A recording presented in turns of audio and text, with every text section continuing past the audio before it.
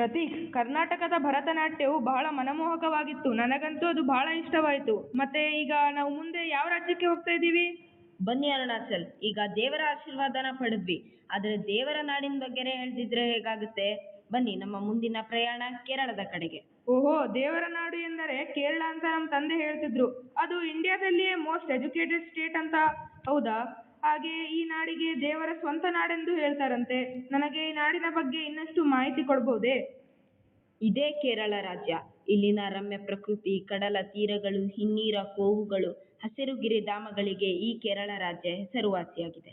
ಪ್ರತೀಕ್, ಈ ನಾಡು ನಿರ್ಮಾಣವಾದ ಕಥೆಯು ಬಹಳ ರೋಚಕವಿದೆ ಅಂತ ಕೇಳಿದ್ದೀನಿ. ಅದನ್ನು ಸಹ ನೀವು ತಿಳಿಸ್ತೀರಾ? ಪೌರಾಣಿಕ ಕಥೆಯ ಪ್ರಕಾರ ಒಮ್ಮೆ ಕೊಡಲಿಯನ್ನು ಹಿಡಿದ ಋಷಿ ಪರಶುರಾಮ ತನ್ನ ಕೊಡಲಿಯನ್ನು ಸಮುದ್ರಕ್ಕೆ ಎಸೆದು ಈ ಭೂಮಿಯನ್ನು ಸೃಷ್ಟಿಸಿದ. ಹೀಗೆ ದೇವರ ವರದಿಂದ ಸೃಷ್ಟಿಯಾದ ಈ ಭೂಮಿಯನ್ನು ದೈವಿಕ ಸೃಷ್ಟಿ ಎಂದು ಪರಿಗಣಿಸಿ ಈ ನಾಡನ್ನು ದೇವರ ಸ್ವಂತ ನಾಡು ಎಂದು ಕರೆಯಲಾಗುತ್ತದೆ. ಕೇರಳದಲ್ಲಿ ಅತಿ ಹೆಚ್ಚು ತೆಂಗಿನ ಮರ ಇರೋದ್ರಿಂದ ಈ ನಾಡನ್ನು ತೆಂಗಿನ ನಾಡು ಅಂತಾನೂ ಕರೀತಾರೆ. ಕೇರಳದ ರಾಜಧಾನಿ ತಿರುವನಂತಪುರಂದಲ್ಲಿ ಶ್ರೀ ಅನಂತ ಪದ್ಮನಾಭ ಸ್ವಾಮಿ ದೇವಸ್ಥಾನ ತುಂಬಾ ಪ್ರಸಿದ್ಧವಾಗಿದೆ.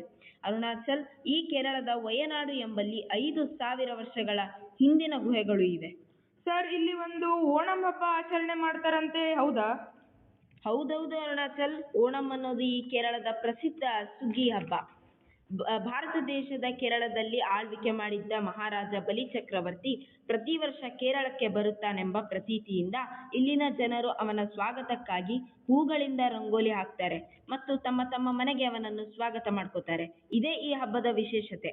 ಕೇರಳದ ಸಾಂಪ್ರದಾಯಿಕ ನೃತ್ಯ ಬಂದ್ಬಿಟ್ಟು ಮೋಹಿನಿ ಅಟ್ಟಂ ಅಂತ. ಇಲ್ಲಿನ ಮಹಿಳೆಯರು ಈ ನೃತ್ಯವನ್ನು ಮಾಡುವಾಗ ಆಕರ್ಷಕ ಚಲನೆಯ ಮೂಲಕ ನೋಡುಗರನ್ನು ಮೋಡಿ ಮಾಡುತ್ತಾರೆ. ಈ ನೃತ್ಯದ ಮೂಲಕ ತಮ್ಮ ಭಾವನೆಯನ್ನು ವ್ಯಕ್ತಪಡಿಸ್ತಾರೆ. ಇವರು ಬಿಳಿ ಅಥವಾ ಕೆನೆ ಬಣ್ಣದ ಸೀರೆಯನ್ನುಟ್ಟು ಈ ಒಂದು ನೃತ್ಯನ ಮಾಡ್ತಾರೆ. ಅರುಣಾಚಲ್, ನಾವೀಗ ಆ ಒಂದು ನೃತ್ಯನ ನೋಡ್ಕೊಂಡ್ ಬರೋಣವೇ? ಖಂಡಿತ ಸರ್, ನೋಡೋಣ ಬನ್ನಿ.